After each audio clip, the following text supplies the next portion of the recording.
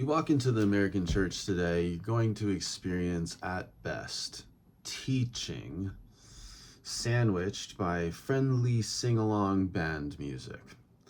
It's an experience that scratches an intellectual itch, strokes an emotional need.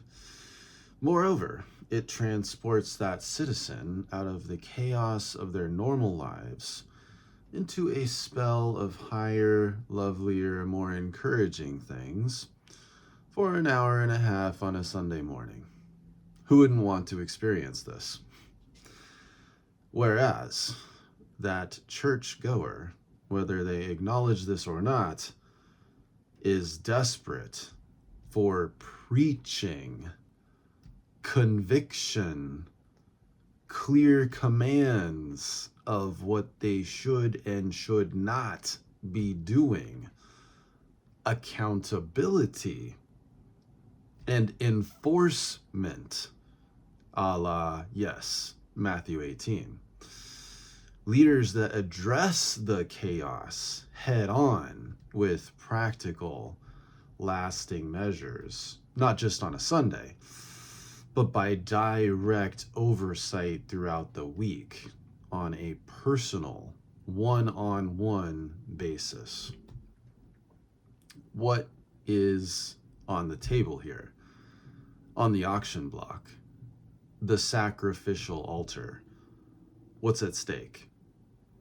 The life or death of the nuclear family unit. In this church society, if you could even call it that, fathers are not emboldened to lead and enforce morality, respect, and protection over their families.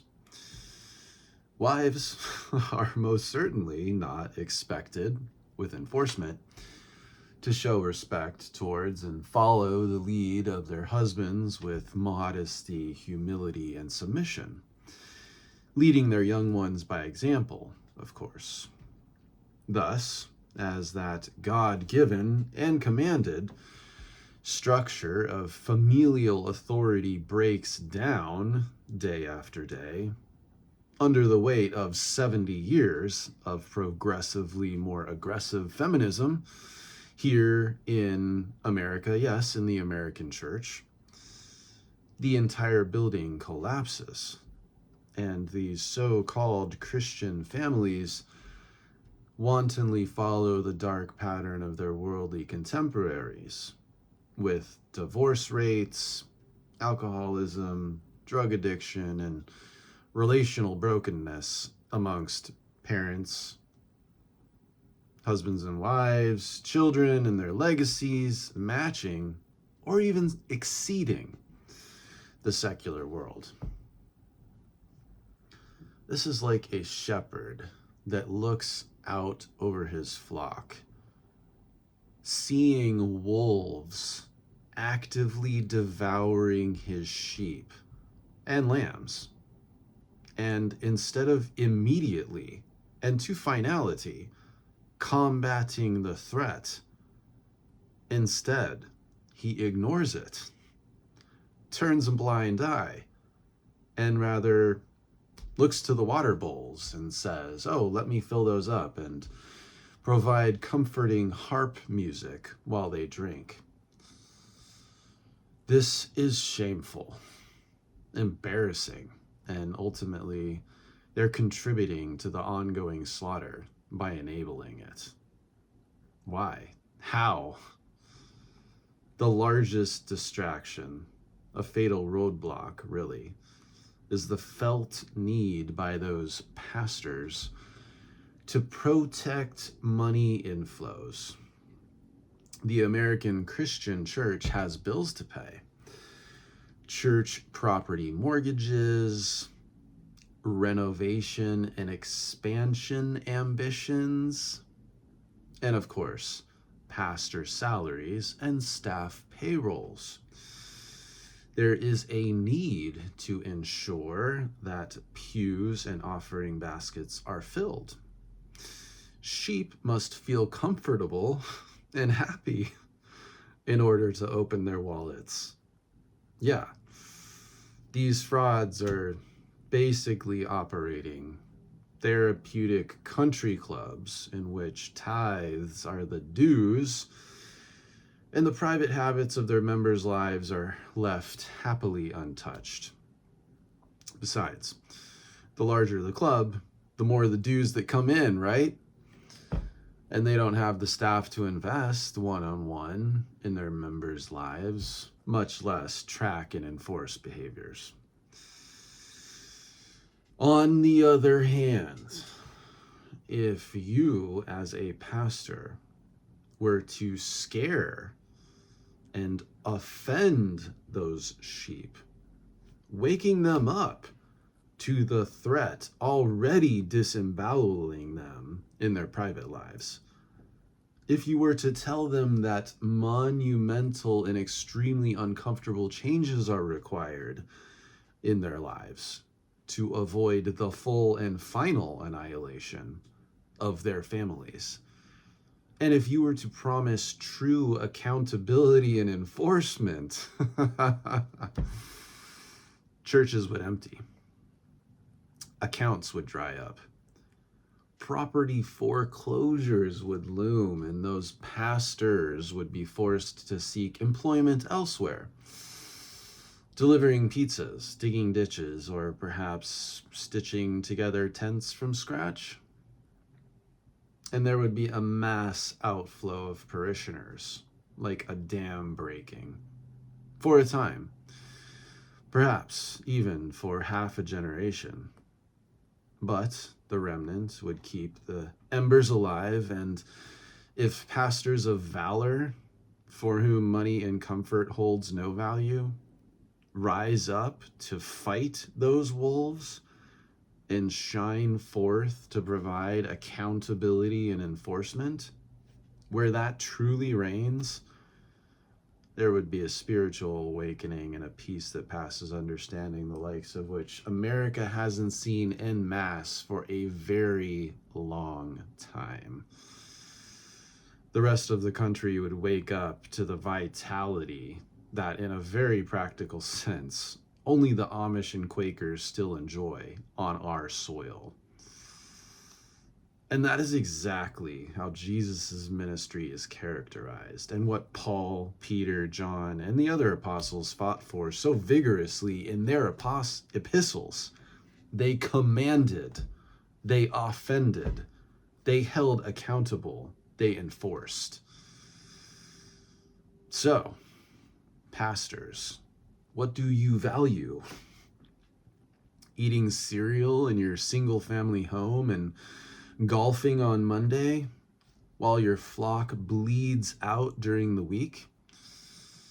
Or, as needs might be, living in poverty and scratching out a modest existence, like the apostles, so that the sheep that truly belong to the Lord may be protected and emboldened to do what God actually wants done in their families.